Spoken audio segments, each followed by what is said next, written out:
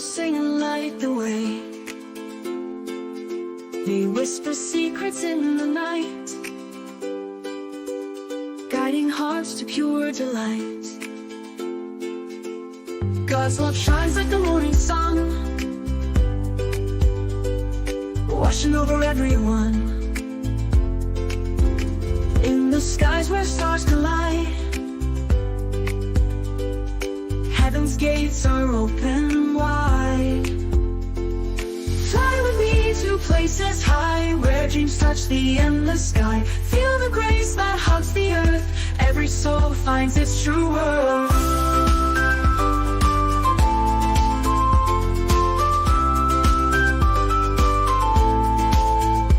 In the quiet moments still,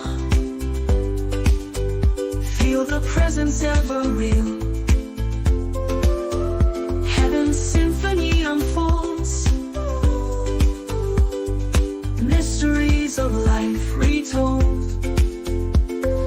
Golden wings and halos bright, dancing in the silver light. Every prayer a star ignites, holy whispers warm the night. Fly with me to places high, dreams touch the endless sky. Feel the grace that hugs the earth, every soul finds its true worth.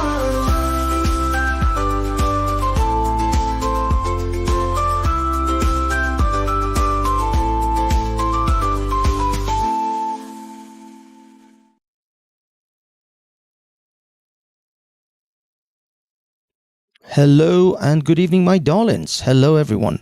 I hope everybody is well. I hope you're all having a wonderful evening. This is welcome to Hafez Reflects, believe it or not. And no, I'm not in the streets. I am actually in the studio, I guess you could say. I'm just simply at home, and I'm running this bad boy straight off my my normal home studio stuff.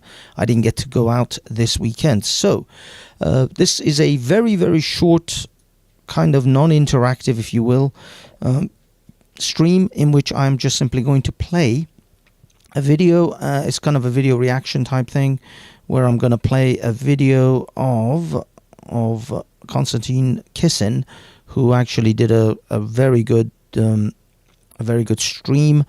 Well, a very good video about the Cobra Effect, and I'd just like to share that with you. So, let me just, I thought I had it all set, but I guess not. Yep, there it is. Okay, it looks like, sorry about this, guys and girls, it's all out of whack. All of a sudden, I have to get it all in line. I hope everybody's well. I hope everybody is doing spiffingly. Actually, no. What did I think of? No, I'm not doing it that way. I'm doing it this way. That's how I'm doing it. Okay. In the meanwhile, let me just entertain you guys this way, because I got to share this. I got to do some magical things.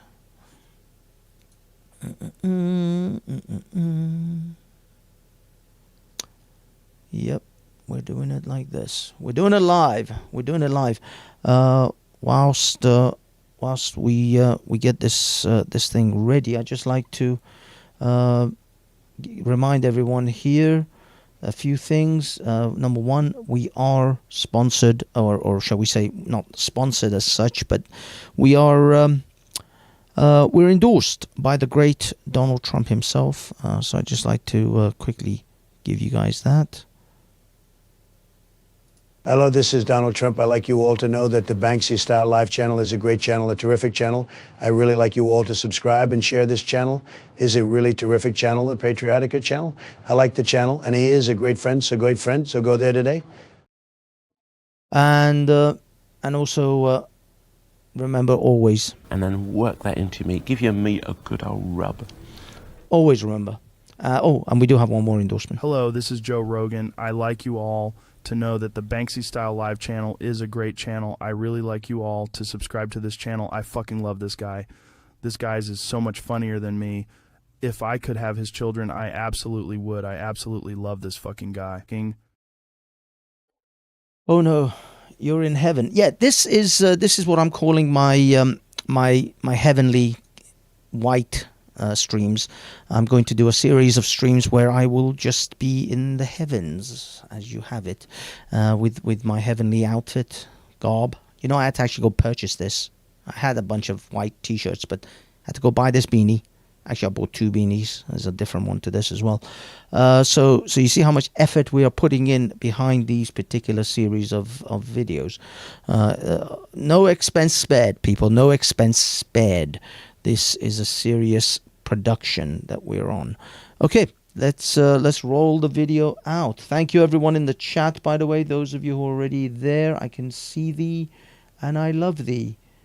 Don't think that you're not appreciated. You are very much appreciated. Thank you, CCD, my loyal and beloved supporter for all time. Great to have you here, mate. And it looks like there's 10 other people, but I can't actually see, and there's no one else active. Kabuda. Hello, Kabuda. Good to see you. Okay, I don't want to delay this too much because it's a very short 4 or 5 minute video, and then that's it. The stream is ended, and then I'll do another stream perhaps on Banksy Style Live, guys. Keep an eye out for that, where I may be a bit more, shall we say, free thinking, or just generally a little bit ruder. So make sure you're subscribed to Banksy Style Live, at Banksy Style Live on YouTube, because our more adult based streams are usually there. Here is going to be nice family friendly fun. So let's get on it. The Cobra Effect. Why good intentions don't solve problems.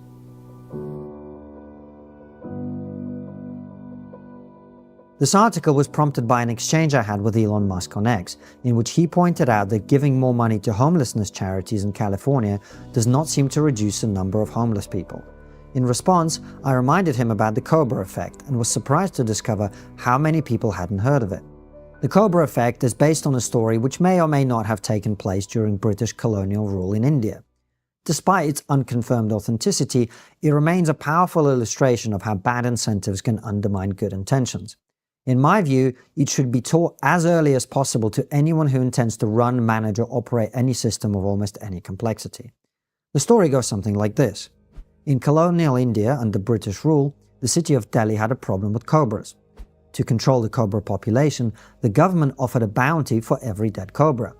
Huge numbers of dead cobras were handed in, but the cobra problem got worse, not better. Why? Because people realized they could profit from this bounty not by killing cobras in the wild, but by breeding cobras, raising and killing them specifically for reward. This led to small-scale cobra farming operations. When the government became aware of this practice, they discontinued the bounty program. Without the incentive, the cobra breeders released their now worthless snakes into the wild. As a result, the cobra population in Delhi ended up increasing rather than decreasing, exacerbated by the government's own policies. The reason this story resonates is that it reflects something we all know. Intentions don't drive human behavior. Incentives do. A good recent example.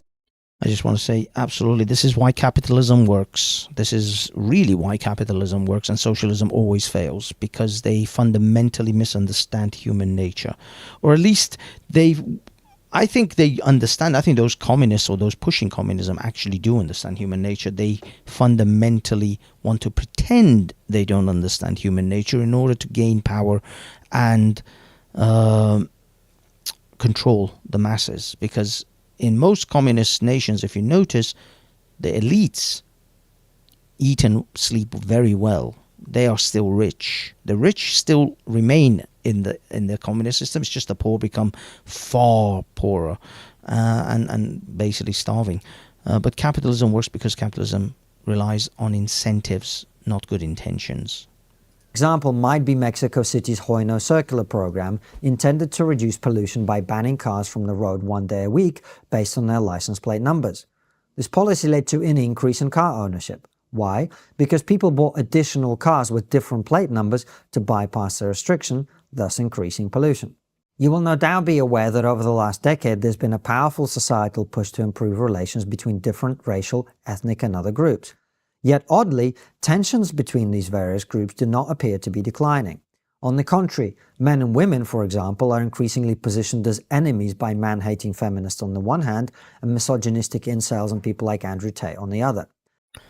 I have to say, Andrew Tate isn't misogynistic. This is a misnomer. He's not even pushing any form of real misogyny. He just simply has certain standards. He's a man with standards. So a man with standards is a misogynist. That's essentially what. I mean, don't get me wrong. Trigonometry gets things wrong. I think they get the wrong end of the facts and wrong end of the stick from many different people on the internet as well. They're somewhat simpy themselves, but as much as Andrew Tate may be a lifelong prison inmate in Romania in the future, his message, or at least majority of his message, is not actually misogynistic. It is just a man with standards, and feminists and the feminists gynocentric world in which we live in simply despise men who have standards. Men should never have standards. Men should just capitulate to everything a woman wants because they have the vagina. The other thing I wanted to point out is as part of some of the examples that he gave about the Cobra Effect, not only Mexico had this situation where people bought more cars because they just had two cars, so that one day a week that they can't drive their car, they'll just use the other car. But also in New York, they introduced caps on rentals where landlords couldn't raise their property rents above a certain amount. So guess what happened? The adverse effect was that landlords just didn't rent out their properties, just empty properties sat. It was better for a landlord to to simply have an empty apartment than it was to have a substandard tenant paying below rates or this capped rate, which would ultimately not result in them making any money and their property being destroyed or ruined by these substandard tenants. So it was better for landlords to simply leave their apartments empty, and that's what resulted in huge amounts of decent high-end flats and apartments in New York just simply remaining empty, because it was better that way for the landlords than to have to rent it out and be capped by the state. So yeah, these things don't work. This is why Kamala Harris's Kamala, I don't know what the hell her name is, Miss Many Accents, her cap on shopping or bread, these things will be utterly disastrous. Absolutely. I mean, it would literally, people will starve because of those kind of policies. So yes, these socialists would drive you into starvation, just like they did in Russia, China, and currently in like North Korea. So yeah, they don't work. The same is true of race relations, where our societies have moved in a matter of years from an imperfect color blindness to an obsession with skin color and ethnic background. How has this happened? Well, once the well-intentioned goal of eliminating discrimination became lucrative through the introduction of anti-racism courses, media advocacy, and the diversity industrial complex, the demand for racism began to outstrip supply. This is exactly, by the way, what Matt Walsh's video, Am I a Racist?, his documentary or comedy, Borat-style comedy, exposes, because they exposed the money that these people were paid to do the interviews. And it's so, man, the grift is strong in the racism world. The grift is strong in that particular world. I wish I wrote a book, pale or brown, creamy beige Middle Eastern fragility. I got to think of a better title. I don't think creamy beige with Middle Eastern fragility is really the way to go. But I don't know, Arab fragility, Arabesque fragility, Arab adjacent fragility. Why the Middle East is worried, is so fragile towards racist comments? No, they're not actually. They wear their racism right on their sleeve. They have no problem denigrating and belittling the people of outside of their sphere. Go to Saudi Arabia, go to Dubai. Their racism is right out in the open. Believe me. In a world in which you could earn tens of thousands of dollars for teaching white people to feel guilty, pursue a profitable career based entirely on media appearances, and raise millions through activism, the incentives became irresistible. As Eric Hoffer famously said, every great cause begins as a movement, becomes a business, and eventually degenerates into a racket. If you are an anti-racist charity, for example, the gradual elimination of racism, your stated goal, is a direct threat to your existence. This is why you must find more and more evidence of the thing you are attempting to eradicate, which is where concepts like microaggressions come from. In the absence of clear evidence of racism, new forms of racism must be found. That's why it is wise to pay very little attention to the intentions people declare when attempting to persuade others to their cause, and a great deal of attention to how carefully they've considered the incentive structure, as well as the second-order consequences of their actions. By the way, this also applies to the feminist movement as well. It's inarguable that by and large feminism was extremely successful in developing through law, you see, this is what happened with feminism. They initially strived, or that's what they claim, initially strived for equality in the law. But once they got the equality in law, they were no longer happy, or the grifters in feminism were no longer happy with just equality in law. Now it had to be sameness everywhere. Men are the same as women. Hence, by the way, the trans movement is sort of offshoot of that. Because if men and women are the same, then a man pretending to be a woman playing in women's sports is the same as a woman playing in women's sports, because men and women are the same. Sameness has led to all of these other unintended, by the way, consequences of feminism, which ironically the feminists are now pushing back against, because they realized that was a mistake. Now men are pretending to be women and are taking all our spaces, taking our medals, taking our trophies. So they've got an oh shit moment on that one, where they realized that they didn't, this was their unintended consequence. But really, the grifter feminists were simply shifting the goalposts all the time to try to make out as if the women were still oppressed, even to this day. By the way, when I say oppressed, I'm talking about women in Western European countries, North American countries.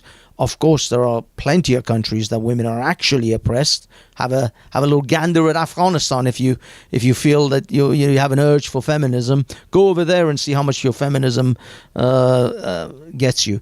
But in the Western setting, then no, feminism actually won. If not only actually won, feminism is now superior. What's the word? It's a dominating and supremacist movement. There you go. There's the word. Finally came out. Yeah. At this point, feminism really is a supremacist movement. But the men are always like a step ahead. Just as feminists get the supremacy, men just simply become female now, and take the. Men are even better at being women than women. Men are just awesome. Are we not just awesome?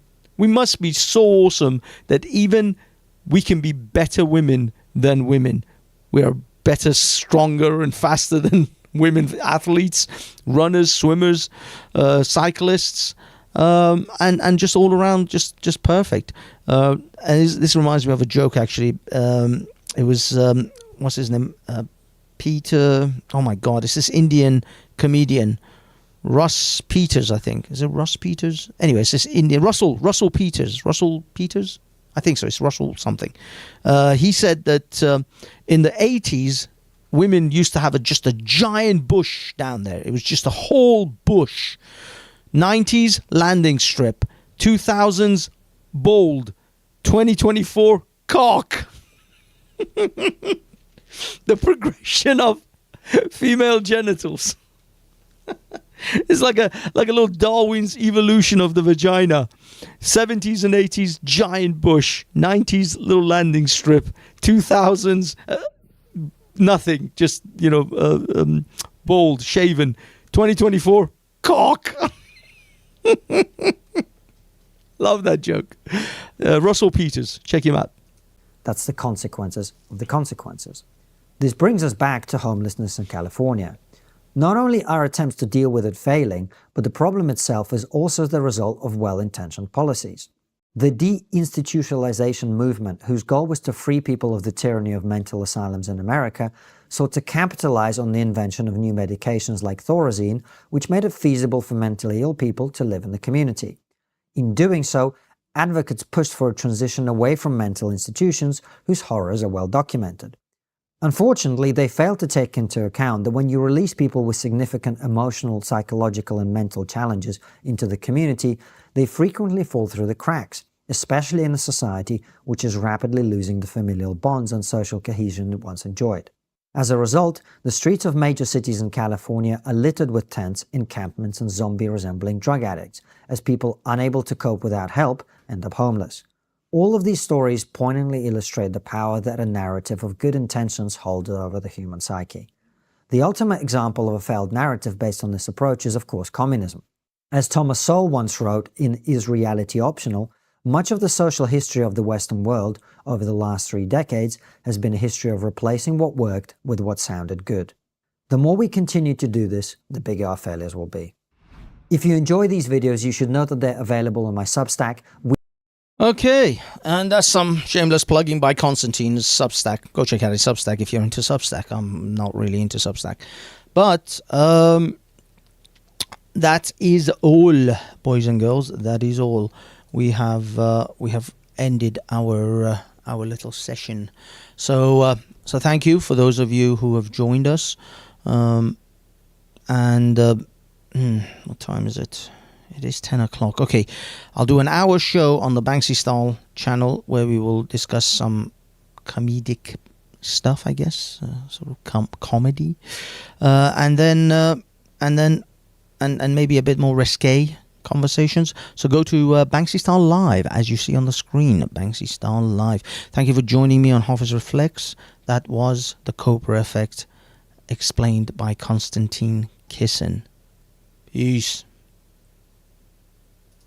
Hello, this is Kamala Harris. Like you all to know that the Banksy Style Live channel is a great channel. I really like you all to subscribe to this channel. I fucking love this guy. If I could have his children, I absolutely would. I absolutely love this fucking guy.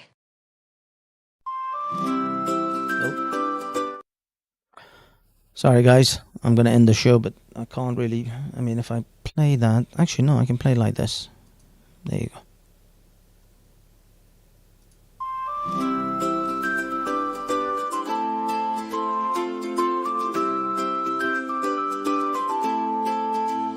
In a world that's dark and gray, angels sing and light the way. They whisper secrets in the night.